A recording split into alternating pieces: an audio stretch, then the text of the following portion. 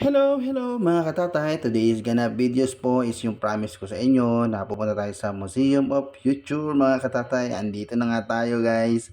Kasi nga malapit lang ito sa panag-interviewhan ng misis ko. Kaya sabi ko after your interview is punta naman tayo dahil hindi pa ako nakakarating dito. Actually 5 minutes lang ang walking distance nito galing dun sa hotel na pinunta namin. Kaya sabi ko let's go, punta na tayo.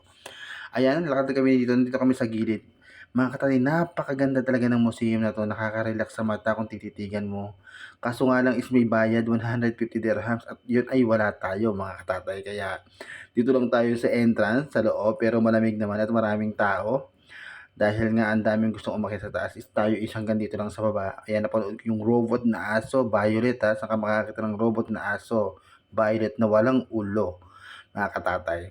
Ayan, sabi ko naman pagkatapos dito is gusto kong pumunta dun sa Malaking Kamay. May Malaking Kamay dito na eh, sa may labas ng museum. Kaya pinuntahan namin. Sabi ko magpa-picture kami at mag-video kami dito dahil napakaganda mga katatay. Sobrang napakaganda.